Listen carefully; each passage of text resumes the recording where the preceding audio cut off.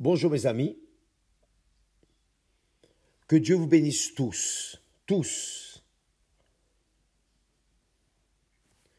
ceux qui avec sincérité le cherchent et ceux qui par hasard ne sont pas sincères, que le Saint-Esprit vienne les réveiller la foi qui change notre vie, qui change la vie de n'importe quelle personne. C'est par la foi que nous obtenons la grâce de Dieu, les faveurs de Dieu. C'est par la foi que nous sommes justifiés devant Dieu.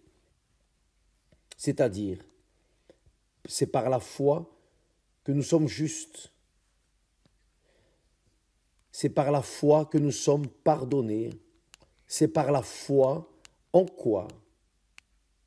La foi dans sa parole, juste cela.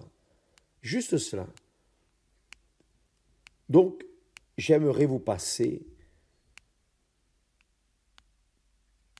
que ce texte que nous avons lu en 2 Pierre 1, 4, j'aimerais que vous le lisiez avec moi, avec douceur.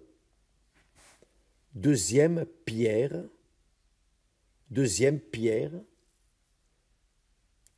1, 4, chapitre 1, verset 4. C'est écrit. Celle-ci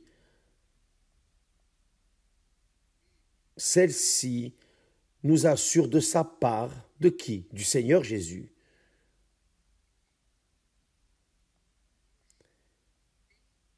Celle-ci nous assure de sa part les plus grandes et les plus précieuses promesses. Plus grandes et les plus précieuses promesses. Donc Dieu nous donne les plus grandes et les plus précieuses promesses. Pourquoi?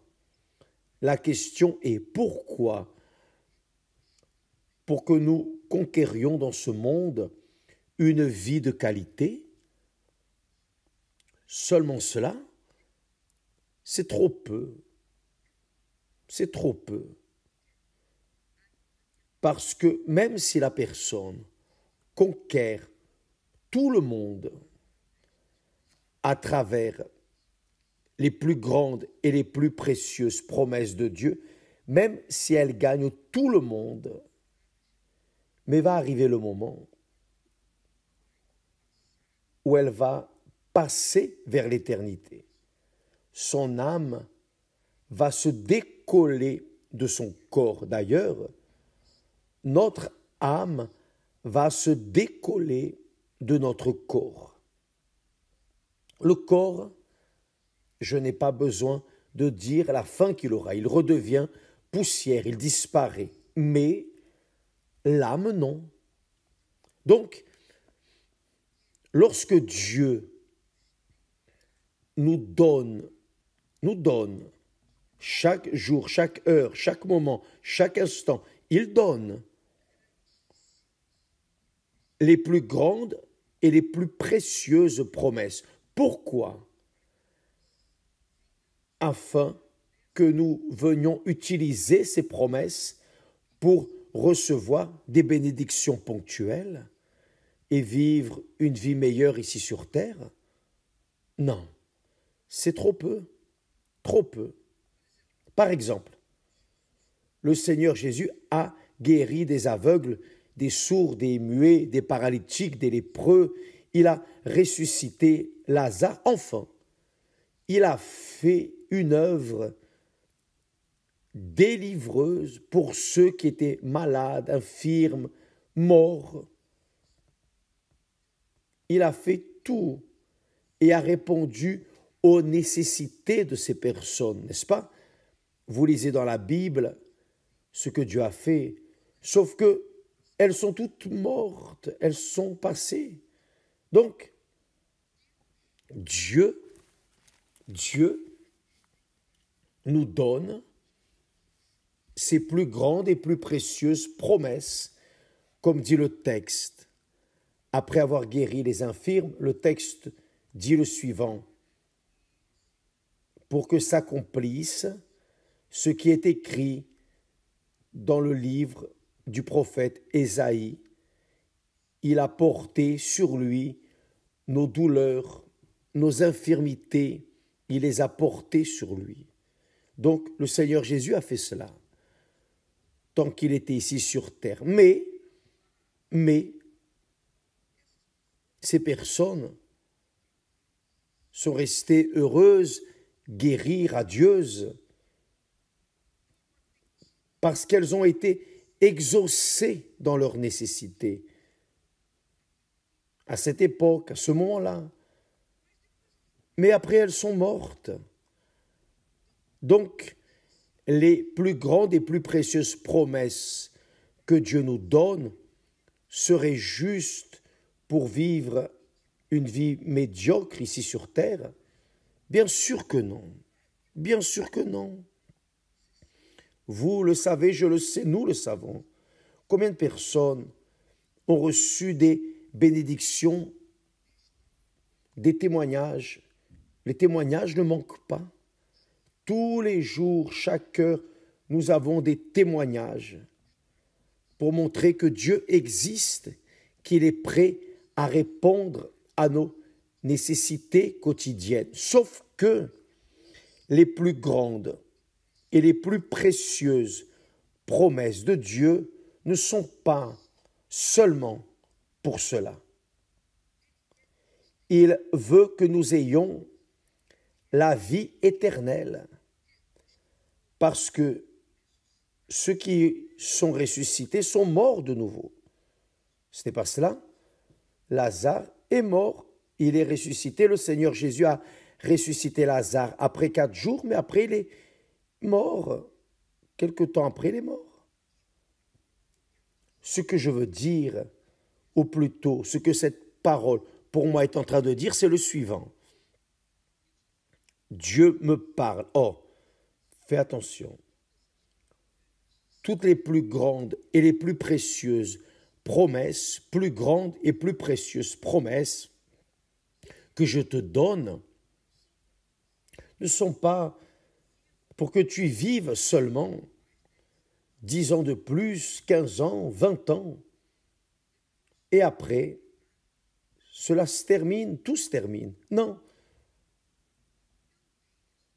J'ai donné mes plus grandes et mes plus précieuses promesses.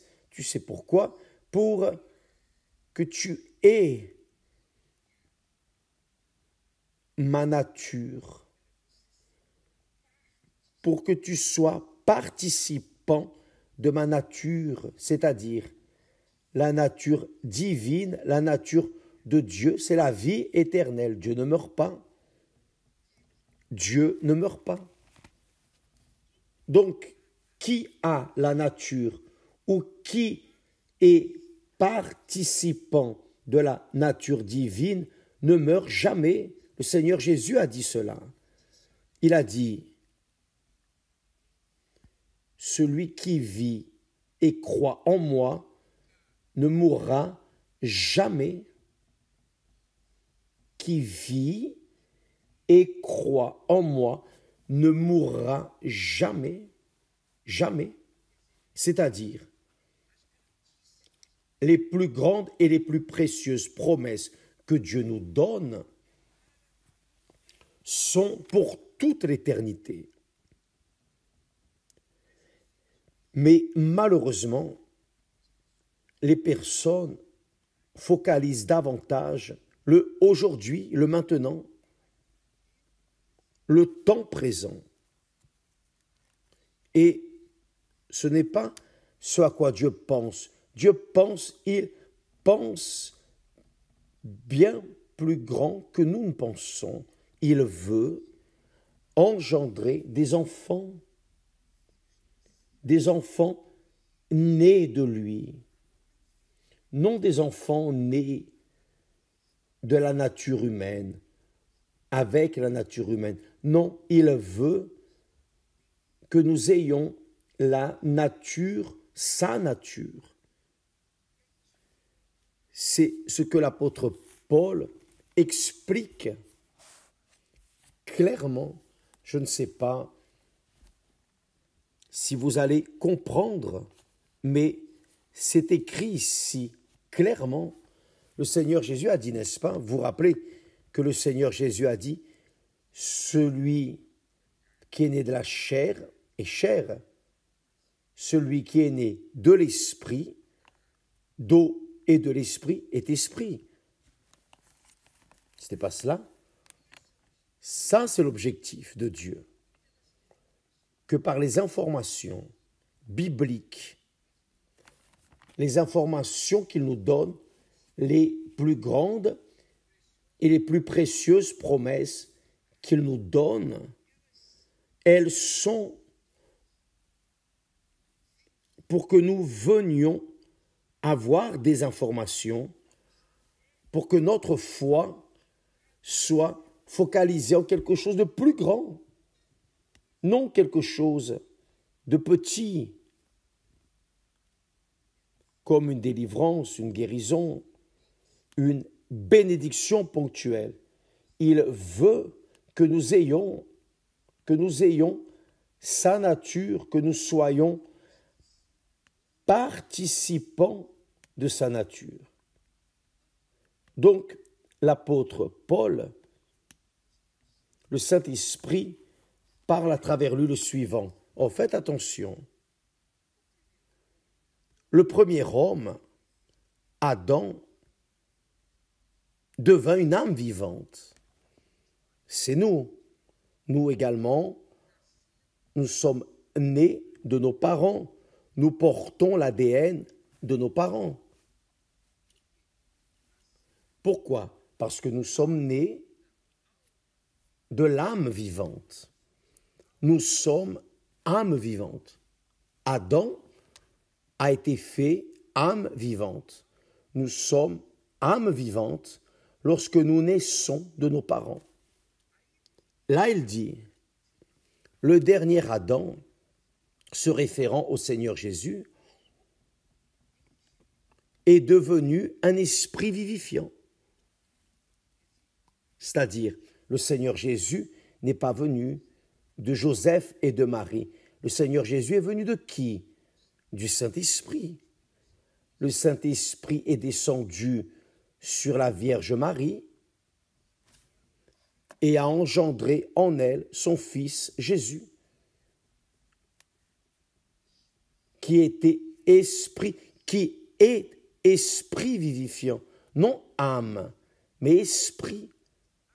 Et là, il dit,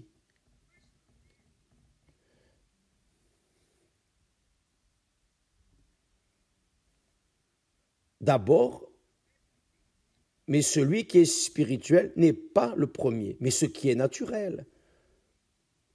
Ce qui est spirituel vient ensuite, c'est-à-dire moi, comme témoin personnel. Moi, d'abord, j'étais âme vivante lorsque je suis né. À 19 ans, quand je suis né du Saint-Esprit, quand il est descendu sur moi, de la même manière qu'il est descendu sur Marie et a engendré en elle son Fils, alors, quand il est descendu sur moi, lorsque j'avais 19 ans, alors, j'ai cessé d'être âme vivante pour être esprit vivifiant. Et c'est ce qu'il doit arriver avec toutes les personnes qui reçoivent le baptême du Saint-Esprit.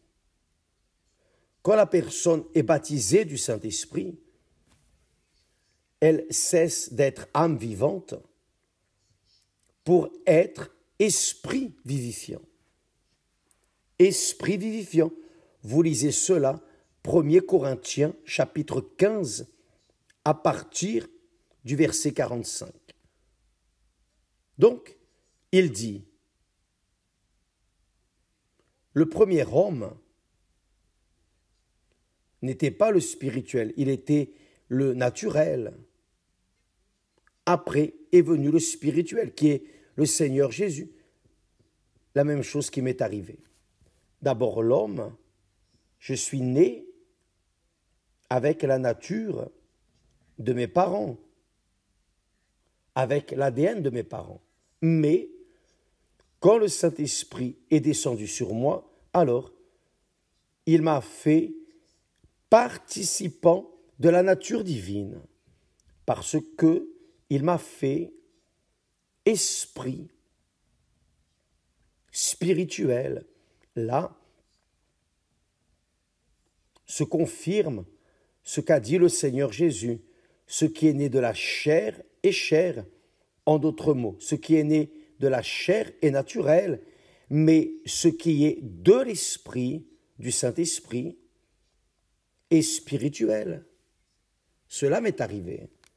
Cela m'est arrivé et arrive avec tous ceux qui reçoivent le Saint-Esprit. Donc il continue en disant, le premier homme tiré de la terre, Adam, comme tous ses enfants, est terrestre. Le second homme, le Seigneur Jésus, est du ciel. Bien sûr, tel est le terrestre, tels sont aussi les terrestres. Et tel est le céleste, qui est le Seigneur Jésus, tels sont aussi les célestes. C'est-à-dire, lorsque nous naissons d'eau et du Saint-Esprit, nous cessons d'être terrestres pour être célestes, créatures célestes. Si ce n'était pas cela, si nous n'étions pas célestes, personne ne survivrait dans ce monde. Parce que le diable détruirait certainement. Le diable ne peut pas détruire ce qui est céleste. Le diable peut détruire ce qui est naturel, ce qui est de ce monde. Car son autorité est limitée à ce monde. Le monde est à lui. Le monde est entre ses mains. L'autorité du monde est entre ses mains. C'est pour cela que ce monde est ce qu'il est. Donc, il a la domination sur ce monde, sur les terrestres.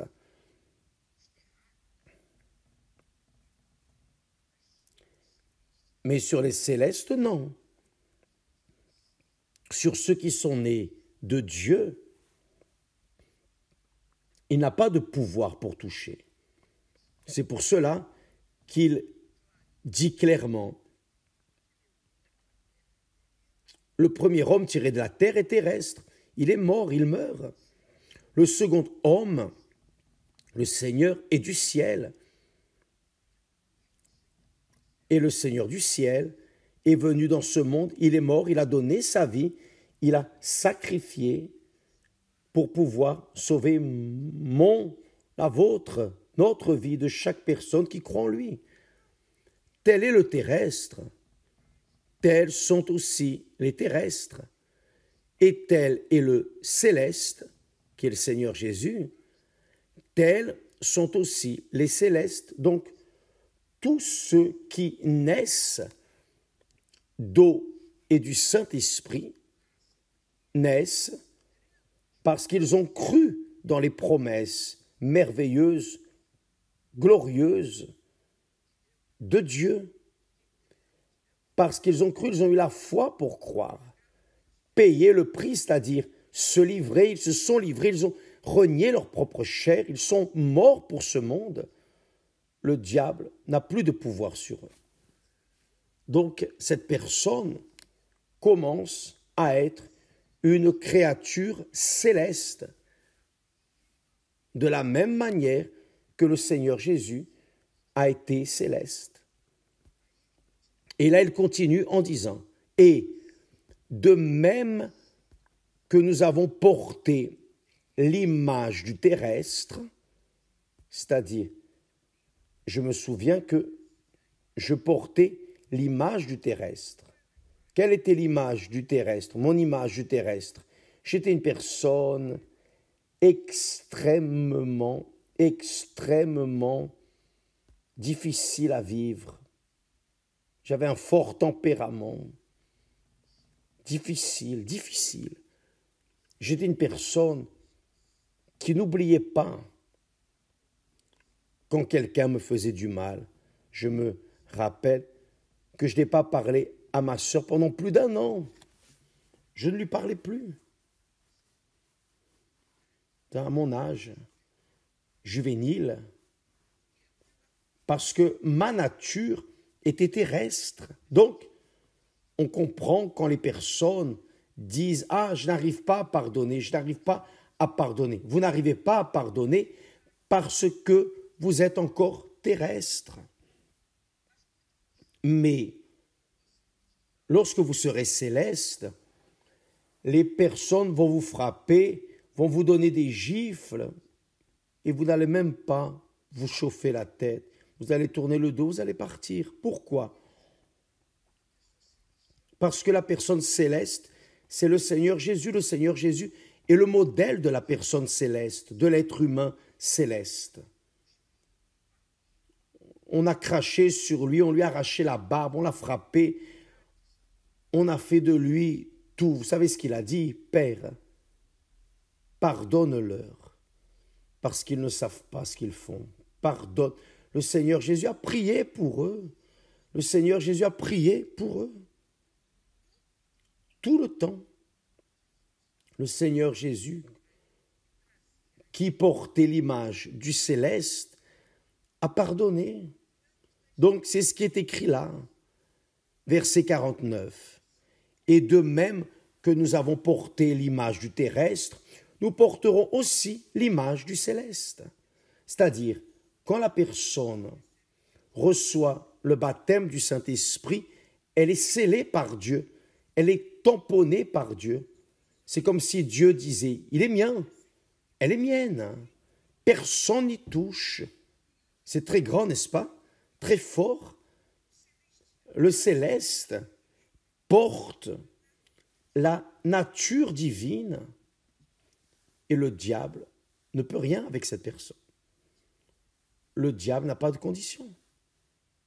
Donc, l'apôtre dit là, expliquant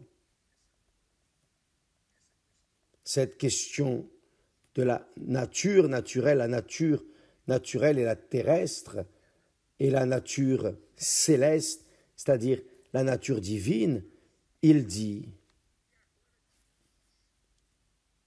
ce que je dis, frère, il parle aux frères.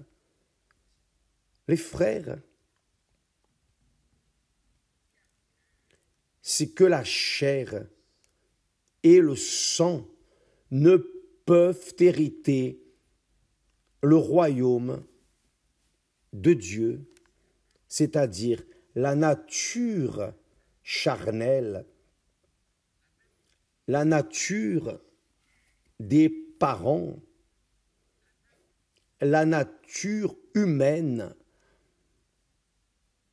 ne peut pas hériter le royaume de Dieu. Pour hériter le royaume de Dieu, il faut avoir la nature céleste. Et cela arrive quand la personne naît d'eau et du Saint-Esprit. C'est ce que le Seigneur Jésus a dit à Nicodème. Et Nicodème n'a pas compris, mais le Seigneur Jésus a dit, il faut que tu naisses de nouveau, Nicodème. Il va falloir naître de nouveau. Il lui a donné le message. Donc, mes amis,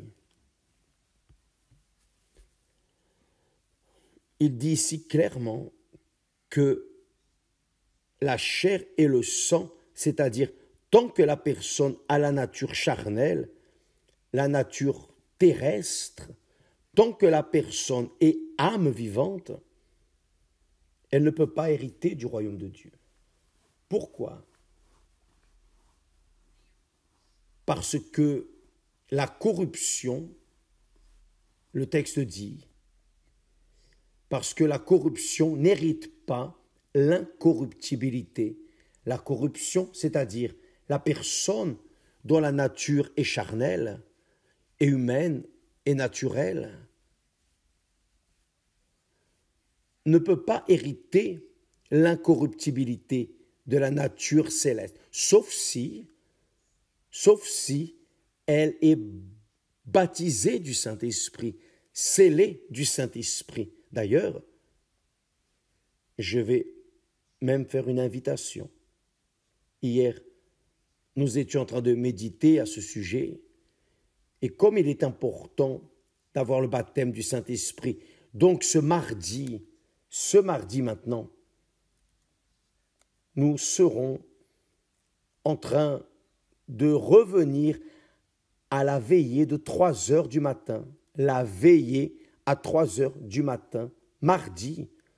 Cela signifie que la personne va devoir sacrifier une nuit de sommeil au milieu de la semaine de travail. Je sais que beaucoup de personnes travaillent fortement. Enfin, je sais, je connais les difficultés car je suis déjà passé par là. Mais nous faisons question de faire la veillée à 3 heures du matin. Vous savez pourquoi? Pour éliminer ceux qui ne veulent pas, ceux qui demandent, mais pourquoi? Pourquoi on ne fait pas une heure plus facile? Ceux qui veulent les facilités ne viennent pas parce que le baptême du Saint-Esprit exige que la personne meure pour ce monde, sacrifie sa chair, sacrifie son âme, ouvre main, renonce à ses volontés, à ses convoitises, renonce à ce monde et vienne focaliser sa vie, sa foi dans la promesse de Dieu. Donc c'est pour cela que cette veillée de 3 heures du matin ce mardi, nous serons en direct, en train de faire ici depuis le Portugal, en train de le faire pour le monde entier. Qui veut participer? Amen. Qui ne veut pas? Cela reste à votre critère. Si vous avez déjà le baptême, le sceau du Saint-Esprit, vous n'avez pas besoin de participer. Si vous voulez participer, d'accord, soyez bienvenus. Cela sera retransmis pour le monde entier. Nous allons utiliser tous nos médias, tous les réseaux sociaux. Et vous qui voulez, vous pouvez participer à la maison, vous pouvez participer n'importe où, y compris vous qui êtes ici au Portugal, si vous voulez venir ici à l'église à Lisbonne, l'église de Chelles. Et si vous voulez participer à l'église, parlez avec votre pasteur, demandez à votre pasteur s'il va faire cette réunion aussi, s'il va être présent. S'il y va, alors vous y allez à l'église ou alors participez de la maison. Vous pouvez participer en pyjama. C'est la même. Chez vous, n'importe où. Les pasteurs de l'Église universelle sont libres. Ils n'ont pas besoin de faire cette veillée. Je vais la faire. Je vais diriger, je vais prier, je vais clamer. Donc, le pasteur n'aura pas besoin nécessairement d'être à l'église. Donc, vous pouvez participer chez vous. Vous pouvez participer chez vous. 3 heures du matin. Ça commence à 3 heures pile. Donc, pourquoi allons-nous faire cela? Parce que nous sentons de Dieu, du Saint-Esprit, cette direction. Et nous allons faire ce qu'il veut.